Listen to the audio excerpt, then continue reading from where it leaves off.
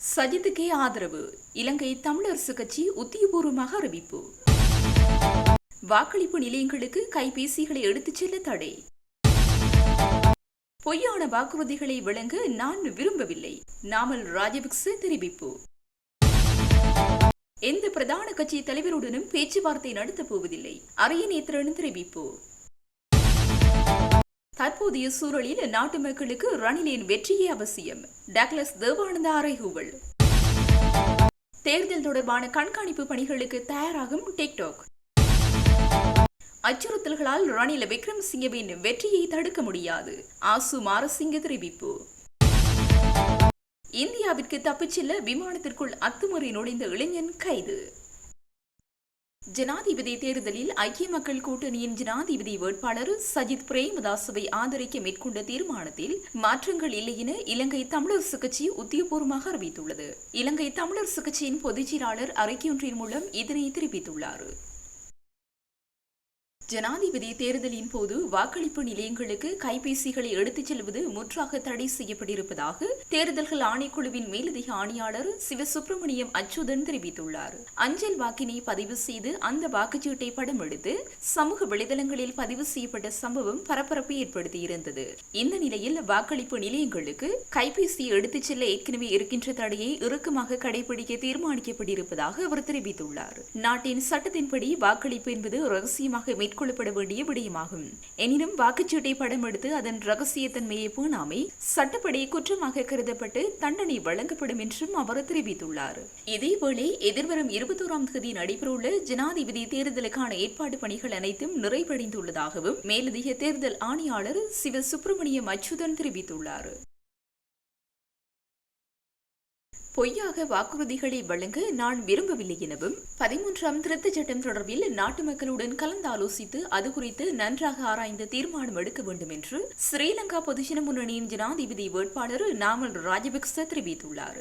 யாழ்ப்பாண ஊடக மையத்தில் நடைபெற்ற செய்தியாளர் சந்திப்பில் அவர் இதனை தெரிவித்துள்ளார். அவர் தொடர்ந்தும் கருத்து வெளியிடுகையில், இந்த 13ஆம் திருத்தச் சட்டத்தை அமுல்படுத்துவதாக உறுதியளித்தவரும் தேர்தலை நடத்தவில்லை. எனவே பொய்யாக வாக்குறுதிகளை வழங்க நான் விரும்பவில்லை. 13ஆம் திருத்தச் சட்டம் தொடர்பில் நாட்டு மக்களுடன் கலந்தாலோசித்து அது குறித்து நன்றாக ஆராய்ந்து தீர்மானம் எடுக்க வேண்டும். மாறாக தேர்தல் காலத்தில் காணி காவல்துறை அதிகாரங்களை வழங்குவதாக பொய் வாக்குறுதிகளை அளிப்பதில் எவ்வித பயனும் இல்லை. தேர்தலின் பின்னர் இது குறித்து அவதானம் செலுத்த முடியும். நான் நிச்சயமாக தமிழ் மொழியையும் தமிழ் கலாச்சாரத்தையும் பாதுகாப்பேன். தெற்கில் பிள்ளைகளுக்கு கிடைக்கக்கூடிய அனைத்து நலன்களையும் நான் வடக்கு கிழக்கு பிள்ளைகளுக்கும் கிடைக்கச் செய்வேன். வடக்கு கிழக்கு மக்களுக்கு அரசு சேவை உள்ளிட்ட சேவைகளை ஏனைய மாகாணங்களை போன்று யாழ்ப்பாணத்தில் அபிவிருத்தி ஏற்படுத்த வேண்டும் என கருதுகின்றேன். மக்கள் நல்ல ஆக்கத்திறன் படைத்தவர்கள். யாழ்ப்பாணத்தை ஆக்கத்திறன் மையமாக உருவாக்க வேண்டும். அதிகளவான மக்களுக்கு சந்தர்ப்பத்தை வழங்க வேண்டும். இலங்கையில் விமான போக்குவரத்தை அதிகரிப்பதற்கு திட்டமிட்டுள்ளேன். மஹிந்த ராஜபக்ச ஆட்சி காலத்தில் வடக்கில் ஏற்படுத்தப்பட்ட சுதந்திரம் காரணமாக இன்று அனைத்து வேட்பாளர்களும் இங்கு வந்து பிரச்சாரம் செய்வதற்கு முடிவதாக அவர் குறிப்பிட்டுள்ளார். தமிழ் பொது வேட்பாளர் என்ற ரீதியில் என்னை எந்த பிரதான கட்சி தலைவர்களும் பேசுவதற்கு அழைக்கவில்லை. அவ்வாறு அவர்கள் அழைத்தாலும் நான் செல்ல போவதில்லை. நான் எடுத்த இந்த முடிவில் இறுதி வரை பயணித்தே தீருவேன் என தமிழ் பொது வேட்பாளர் பாக்கிய செல்வம் அரியநேத்திரன் தெரிவித்தார். மட்டக்களப்பில் உள்ள அவரது அலுவலகத்தில் இன்று நடைபெற்ற ஊடகவியலாளர் சந்திப்பில் கலந்து கொண்டு உரையாற்றுகையில் அவர் இவ்வாறு தெரிவித்தார். அவர் மேலும் குறிப்பிடுகையில், தமிழ் தேசிய பொது கட்டமைப்பின் வெற்றியை அல்லது இலக்கை உடைப்பதற்கு இப்போது பல சக்திகள் இறங்கியுள்ளன. இந்த நபர்களினால் இன்னும் சில தினங்களில் அல்லது தேர்தலுக்கு முதல் நாளிலோ என்னை பற்றி துண்டு பிரசுரங்கள் வெளியிடப்படலாம். நான் தேர்தலில் இருந்து ஒதுங்கிவிட்டேன் என்று கூட அவர்கள் துண்டு பிரசுரங்கள் காணொலிகளை வெளியிடக்கூடும். இவை எதையும் மக்கள் நம்ப வேண்டாம். தமிழ் மக்களுக்கு நான் ஒன்று கூறுகின்றேன். நீங்கள் குழப்பமடைய தேவையில்லை. விருப்பு வாக்கு விருப்பு தேர்வு என்கின்ற விடயத்தில் பலர் மக்களை குழப்பமடைய செய்து வருகின்றனர். மக்களாகிய நீங்கள் எனது சங்க சின்னத்திற்கு மட்டும் ஒரு புல்லடியிடுங்கள், அவ்வளவுதான் என்று இந்த பொது வேட்பாளர் என்கின்ற விடயம் இலங்கையில் மட்டுமல்ல, இந்தியா உள்ளிட்ட சில நாடுகளிலும் தாக்கத்தை ஏற்படுத்தி இருக்கிறது. ஏனென்றால் எங்கள் விடுதலை போராட்டத்தில் அகிம்சை ரீதியிலான ஆயுத ரீதியிலான ராஜேந்திர செயற்பாட்டிலே கூர்மை பெற்ற போது எல்லோரும் இதை அவதானித்துக் கொண்டிருக்கின்றார்கள். அவர்கள் எல்லோருமே தவறு விட்டிருக்கின்றார்கள். இலங்கை மட்டும் எங்களை ஏமாற்றவில்லை, இந்தியாவும் எங்களை ஏமாற்றியிருக்கின்றது. இறுதி போரில் இனப்படுகொலையை செய்வதற்காக பல நாடுகள் இலங்கைக்கு துணை போயிருக்கின்றது.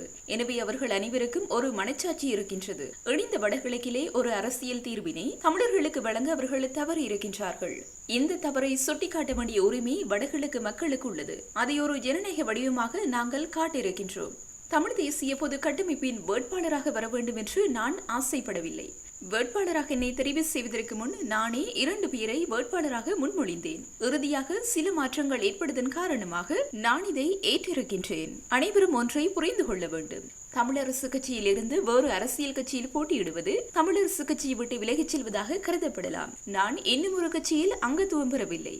இப்பொழுதும் தமிழ் அரசு கட்சியில் தான் இருக்கின்றேன். நான் தமிழ் தேசிய கொள்கையுடையவன். கட்சியின் கொள்கையை நான் ஏற்றுக்கொள்கிறேன். அதே போன்று எனது தமிழ் தேசிய கொள்கையினையும் கட்சி ஏற்றுக்கொள்ள வேண்டும் என தெரிவித்தார். இலங்கை ஜனாதிபதி தேர்தல் வரும் 21ஆம் தேதி இடம்பெற உள்ள நிலையில் ஜனாதிபதி வேட்பாளர் நாமல் ராஜபக்ச கலந்து கொள்ளவிருந்த கூட்டத்தில் கல்லெறியப்பட்ட சம்பவம் பரபரப்பை ஏற்படுத்தியுள்ளது. ஸ்ரீலங்கா பொதுஜன பெரமுனவின் ஜனாதிபதி வேட்பாளர் நாமல் ராஜபக்சவின் ஹம்பாந்தோட்டை ஸ்ரீ போபுர பிரதேசத்தில் நடைபெற்ற கூட்டம் மீது கற்கள் வீசப்பட்ட நிலையில் ராஜபக்ச குடும்பத்தினர் இந்த தாக்குதலால் அச்சமடைந்துள்ளதாக தகவல்கள் வெளியாகியுள்ளன. குறித்த கூட்டத்தில் ஜனாதிபதி வேட்பாளர்களான நாமல் ராஜபக்ச, சமல் ராஜபக்ச மற்றும் ஷிரந்தி ராஜபக்ச ஆகியோர் பங்கேற்கவிருந்த போதிலும் சம்பவத்தின் பின்னர் அவர்கள் பங்கேற்கவில்லை. அதேவேளை கூட்டத்தில் இடம்பெற்ற கல் தாக்குதலில் காயமடைந்த குழந்தை ஹம்பாந்தோட்டை வைத்தியசாலையில் அனுமதிக்கப்பட்டுள்ளார். இந்த நிலையில் நாமலின் தாயார் ஷிரந்தி ராஜபக்ச வைத்தியசாலைக்கு சென்று குழந்தையின் நலம் விசாரித்துள்ளார். அதேவேளை முன்னொரு காலத்தில் மஹிந்தவின் கோட்டை என வர்ணிக்கப்பட்ட ஹம்பாந்தோட்டையில் தற்போது ராஜபக்ச குடும்ப கூட்டத்தில் கல்லெறியப்பட்ட சம்பவம் ராஜபக்ச குடும்பத்தினருக்கு அதிர்ச்சியை ஏற்படுத்தியுள்ளது.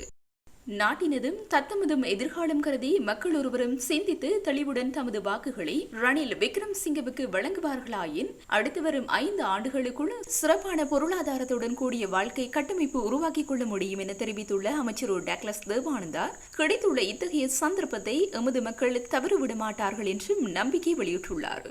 யாழ்ப்பாணத்தில் உள்ள கட்சியின் தலைமை அலுவலகத்தில் இன்றைய தினம் நடைபெற்ற ஊடக சந்திப்பின் போதே அவர் இவ்வாறு தெரிவித்தார். மேலும் கூறுகையில், ரணில் விக்ரமசிங்கவின் அனுபவம், அவருக்குள்ள சர்வதேச நாடுகளுடனான உறவு மற்றும் சவால்களை எதிர்கொள்ளும் வல்லமை ஆகியவற்றை கொண்டு அவரை தொடர்ந்தும் இந்த நாட்டை வழிநடத்த வேண்டும் என்பதே நாட்டில் உள்ள அநேகரது விருப்பமாக உள்ளது. அதே போன்று ஒவ்வொரு வீட்டிலும் இன்று எரிவாயு அத்தியாவசியமான பொருளாக உள்ளது. அதே போலத்தான் இன்றைய நாட்டின் சூழ்நிலைக்கும் எரிவாயு சிலிண்டர் சின்னத்தில் போட்டியிடும் ரணில் விக்ரமசிங்கவின் வெற்றி அவசியமாக இருக்கின்றது. எனவே எதிர்வரும் 21ஆம் தேதி நடைபெறவுள்ள ஜனாதிபதி தேர்தலில் ஒவ்வொரு மக்களும் ரணில் விக்ரமசிங்கவின் வெற்றியை உறுதி செய்யும் வகையில் அவரது சின்னமான எரிவாயு சிலிண்டர் சின்னத்திற்கு வாக்களிப்பது அவசியமாகும். இதை நான் வெறும் வாக்குகளை பெறுவதற்காக கூறவில்லை. உங்கள் ஒவ்வொருவரதும் எதிர்காலத்தை மட்டுமல்லாது நாட்டையும் ஒளிமயமாக்கும் செயற்றிட்டங்களை முன்னெடுத்து வெற்றி கொள்ள வைக்கும் ஆளுமை அவரிடமே உள்ளது என்றும் சுட்டிக்காட்டினார். மேலும் கடந்த கால வரலாற்றை எடுத்துக்கொண்டால் ஆரம்பத்திலிருந்து EPTP சரியான வழிகாட்டலை செய்து வந்துள்ளது. எமது கொள்கையும் வழிமுறையும் சரியானதாக இருப்பதைக் கண்டு அதுதான் வெற்றியடைய போகிறது என்ற உண்மையை உணர்ந்த சக தமிழ் கட்சிகளும் குழுக்களும் அச்சம் கொண்டு தமிழ் தேசிய கூட்டமைப்பு என்ற ஒன்றை கட்டமைத்து அரசியல் செய்தார்கள். ஆனால் சக தமிழ் கட்சிகளிடம் நிலையான கொள்கை ரீதியான எந்த ஒரு செயற்றிட்டமோ அதற்கான பொறிமுறையோ இருக்கவில்லை. அது தொடர்பாக அக்கறையும் அவர்கள் கொண்டிருக்கவில்லை. இதனிடையே கடந்த 10ஆம் தேதி கிளிநொச்சியில் வரலாறு காணாத வகையில் மக்கள் திரட்சியை EPTP செய்து காட்டியுள்ளது. இது பலருக்கு வயிற்றில் புலியை கரைக்க ஆரம்பித்துவிட்டது. இதனால் மீது சிறு பூசல்களையும் அவதூறுகளையும் செய்ய முயற்சிக்க தொடங்கிவிட்டார்கள். ஆனால் EPTP-னராகிய நாம் சரியான வேலை திட்டங்களையும் கொள்கைகளையும் வைத்திருந்தோம். இதனால்தான் எம்மை மழுங்கடிப்பதற்கு பல்வேறு சேறு பூசல்களை மேற்கொண்டு வந்தார்கள். இதே நேரம் எமது கொள்கைகளும் வழிநடத்தலும் சரியானதாக இருந்து வருகின்றமையால் தான் இம்முறை ரணில் விக்ரமசிங்கவுக்கு வாக்களிக்குமாறு மக்களிடம், குறிப்பாக தமிழ் மக்களிடம் நான் அறைகூவல் விடுக்கின்றேன். அது மட்டுமல்லாது ரணிலின் வெற்றியின் ஊடாகத்தான் மக்களின் அபிவிருத்தியையும் அன்றாட பிரச்சனைகள் மற்றும் அரசியல் உரிமைசார் பிரச்சனைகளுக்கு தீர்வினை எட்ட முடியும். இதுவே உண்மையும் கூட என்றார்.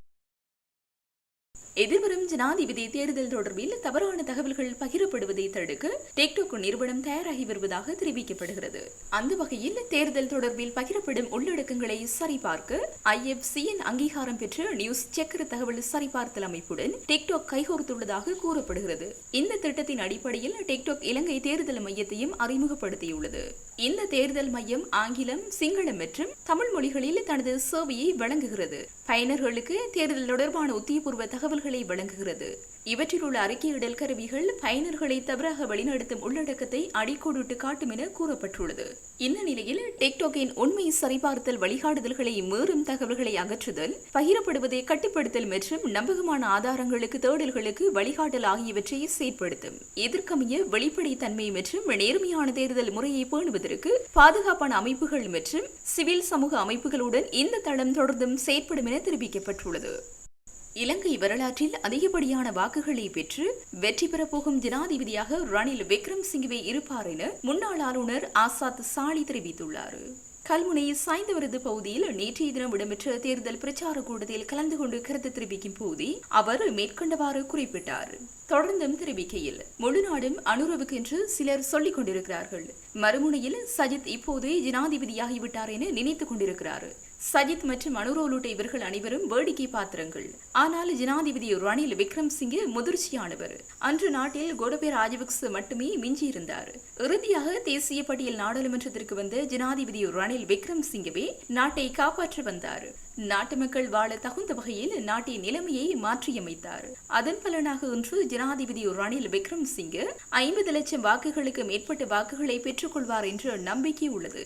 எனவே இலங்கை வரலாற்றில் அதிகப்படியான வாக்குகளை பெற்று வெற்றி பெறப்போகும் ஜனாதிபதியாக ரணில் விக்ரமசிங்கவே இருப்பார் என குறிப்பிட்டுள்ளார். ஹட்டுநாயக்க விமான நிலையத்தின் காத்திருப்பு பகுதியில் இருந்த விமானம் ஒன்றுக்குள் அத்துமுறை நுழைந்து இந்தியாவிற்கு தப்பிச் செல்ல முயன்ற இளைஞர் ஒருவர் ஹட்டுநாயக்க விமான நிலைய போலீஸ் அதிகாரிகளால் இன்று கைது செய்யப்பட்டுள்ளார்.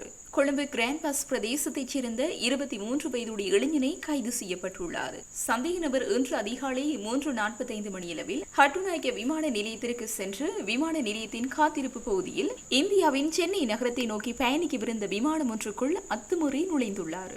இதனை அடுத்து விமான நிலைய அதிகாரிகள் அனைவரும் இணைந்து சந்தேக நபரை கைது செய்து ஹட்டுநாயக்க விமான நிலைய போலீஸ் அதிகாரிகளிடம் ஒப்படைத்துள்ளனர். சந்தேக நபர் 2 தடவைகள் வெளிநாட்டு பயணங்களை மேற்கொண்டுள்ள நிலையில் இவர் இறுதியாக இந்தியாவின் சென்னை நகரத்திற்கு சென்றுள்ளதாக விசாரணையில் தெரிய வந்துள்ளது.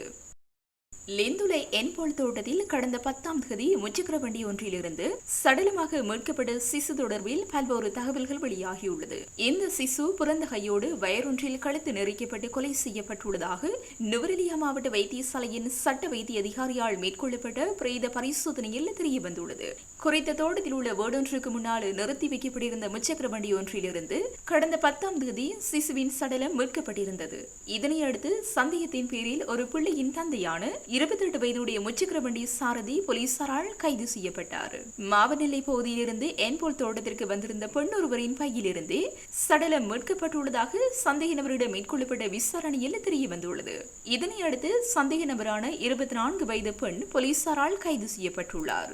இந்த பெண்ணுக்கு முச்சக்கர வண்டி சாரதிக்கும் இடையில் இருந்த தகாத உறவு காரணமாகவே இந்த குழந்தை பிறந்துள்ளதாக போலீஸ் விசாரணையில் தெரிய வந்துள்ளது.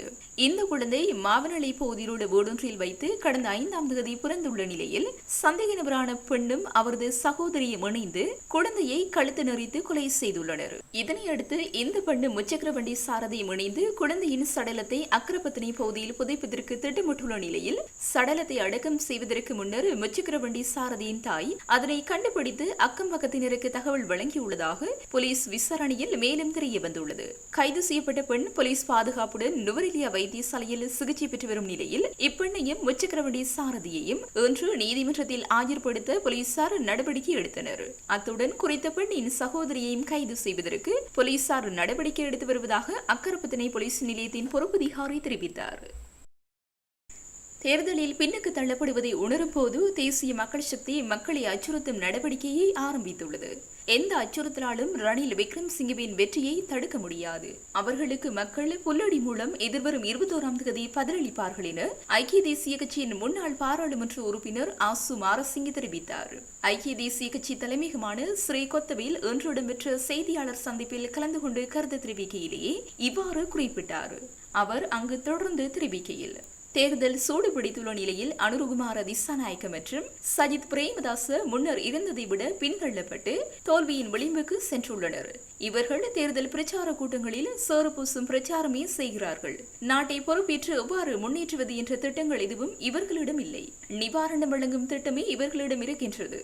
அதனை அவர்கள் தெரிவித்து வருகின்றனர். குறிப்பாக அனுருகுமார திசாநாயக்க தலைமையிலான தேசிய மக்கள் சக்தி செயற்கையான மக்கள் அலையொன்றை ஏற்படுத்திக் கொண்டு ஆட்சியை கைப்பற்றுவதாக மக்களை ஏமாற்றி வருகிறது. இவர்களின் இந்த போலி பிரச்சாரம் தற்போது அம்பலமாக இருப்பதால் இவர்களுக்கான மக்கள் ஆதரவு குறைந்து வருகிறது. அதனால் இவர்கள் தற்போது மக்களை அச்சுறுத்தும் நடவடிக்கையினை ஆரம்பித்துள்ளனர். அனுருகுமார திசாநாயக்க யாழ்ப்பாணத்திற்கு சென்று மக்களை அச்சுறுத்தும் வகையில் தெரிவித்த கருத்தே மக்கள் விடுதலை முன்னணியின் உண்மையான சுயரூபம். அனுருகுமார திசாநாயக்கவின் தீவிர ஆதரவாளர்களும் மக்களை அச்சுறுத்தும் காட்சிகள் தற்போது சமூக வலைதளங்களில் வைரலாகி வருகின்றன. வெளிநாடுகளில் இருக்கும் இவர்களின் ஆதரவாளர்களே இதனை செய்து வருகின்றனர். மேலும் அனுருகுமாரவுக்கு வாக்களிப்பதற்காக வெளிநாடுகளிலிருந்து 15 லட்சம் பேர் வர இருப்பதாக தெரிவித்தனர். ஆனால் இதுவரை எத்தனை பேர் வந்துள்ளார்கள் என கேட்கிறோம். தேர்தலுக்கு இன்னும் 8 தினங்களே இருக்கும் நிலையில் குறைந்தது 10 லட்சம் பேராவது வருவார்களா? அவ்வாறு வருவதாக இருந்தால் அவர்களுக்கு விசேடமான விமான சுவை முன்னெடுக்க வேண்டி ஏற்படும். அதனால் இது சாத்தியமில்லாத விடயமாகும். எனவே இவர்களின் பொய் பிரச்சாரங்கள் தொடர்பில் மக்கள் தற்போது விளங்கி வருகின்றனர். அதே போன்று நாட்டை யார் கட்டியெழுப்ப முடியும் என்ற உண்மை நிலையையும் மக்கள் உணர ஆரம்பித்துள்ளனர். அதனால் தேசிய மக்கள் சக்தியின் அச்சுறுத்தல்களுக்கு மக்கள் சரிய போவதில்லை. எவ்வாறான அச்சுறுத்தலாலும் ரணில் விக்ரமசிங்கவின் வெற்றியை தடுக்க முடியாது. இவர்களின் அச்சுறுத்தல்களுக்கு மக்கள் எதிர்வரும் 21ஆம் தேதி புல்லடி மூலம் பதிலளிப்பார்கள் என்றார்.